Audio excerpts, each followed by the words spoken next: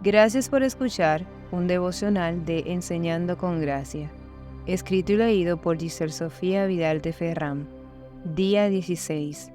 Éxodo capítulos 5 al 7. Capítulo 5. Moisés y Aarón hacen como Dios les había mandado, y van ante Faraón, y le comunican lo que el Señor ha dicho, versículo 1. Pero éste, de manera muy irreverente, responde: ¿Quién es Jehová para que yo oiga su voz y deje ir a Israel?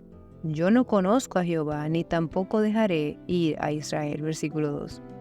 Cuando escucho actitudes similares de otros seres humanos, en la actualidad mi corazón se enfurece y quisiera que Dios haga señales de su poder enseguida. Pero recuerdo que Él no es como yo. Dios es santo, es paciente y no quiere que nadie perezca. El Señor no retarda su promesa según algunos la tienen por tardanza, sino que es paciente para con nosotros, no queriendo que ninguno perezca, sino que todos procedan al arrepentimiento. Segunda de Pedro 3:9. Moisés y Aarón continúan explicando lo que Dios ha dicho a Faraón, pero su respuesta fue aumento de trabajo y le retiró de ciertos beneficios que recibía el pueblo, versículos 7 al 14. Muchas veces sucederá así. Pensando que otros tendrán el temor de Dios que esperamos, les hablaremos de alguna obra importante para Dios, que no trabajaremos en un día en específico para dedicarnos u honrar a Dios, o que no podemos pecar contra Dios con cosas que a veces nos piden que hagamos y solo se burlarán. Responderán contrario a lo que deseamos. Pero calma, siempre será mejor obedecer a Dios antes que a los seres humanos. Hechos 5:29. Los capataces israelitas se quejan contra Moisés y Aarón y lo culpan por el mal que acaban de recibir de parte de Faraón.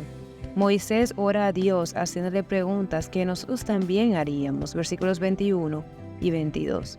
Dios permita que como Moisés inmediatamente tengamos una situación difícil, miremos a Dios y le contemos nuestro problema o momento incómodo. Capítulo 6. Dios responde a las palabras de Moisés y le reitera que él hará maravillas para librar a su pueblo, que juzgará a Egipto y le hace saber que él sostiene su promesa. Versículos 1 al 4. Nuestro Señor y gran Dios es fiel. Dios les envía a decir a través de Moisés al pueblo que Él estaría con ellos y los libraría de la esclavitud, pero ellos estaban muy desanimados y con tanto trabajo que no escucharon. Versículos 5 al 9. Nos pasa lo mismo. Las ocupaciones, los afanes y los problemas nos arropan de tal manera que no escuchamos a Dios y solo aterrizamos cuando llega el punto en el que no aguantamos. Cuidémonos de este comportamiento. Mantengámonos escuchando a Dios constantemente a través de su palabra. Luego vemos la genealogía de Moisés. Moisés y Aarón eran hijos de Amram y Jocabed, pertenecientes a la tribu de Leví, versículos 14 al 25. Capítulo 7. Dios le confirma a Moisés que Aarón compartirá con él todo este proceso, hasta que la obra se haga, y le hace saber que él endurecerá el corazón de Faraón para mostrar sus maravillas a través de esto, versículos 1 al 7. Y tenía Moisés 80 años y Aarón 83 cuando fueron a hablar a Faraón. Para cuando el Faraón pidiera prueba de quién respaldaba a estos dos hombres y su petición, Aarón pondría su vara delante de ellos, y ésta se convertiría en serpiente.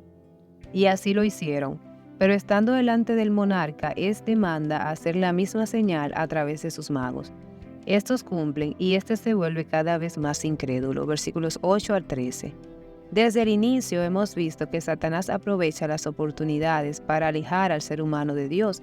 En esta ocasión, los magos de Faraón hacen lo mismo y para él no fue nada especial. Luego vemos la primera plaga o castigo para el pueblo de Egipto y Faraón, el agua convertida en sangre. Moisés y Aarón van temprano en la mañana al río, donde Faraón baja. Le comunican el pedido de Dios y él hace caso omiso. Dios permite que se convierta el agua en sangre al tocarla a Aarón con la vara, y murieron los peces y el agua hedía de tal manera que no la podían ni oler. Pero aún así el corazón de Faraón seguía endurecido. Versículos 14 al 25. Para pensar y meditar. ¿Has tenido consecuencias por servir y obedecer a Dios? ¿Dejas de escuchar a Dios a través de su palabra por los afanes? ¿Qué te enseñan estos pasajes acerca de la soberanía de Dios? Síguenos para continuar aprendiendo juntas. Dios te bendiga.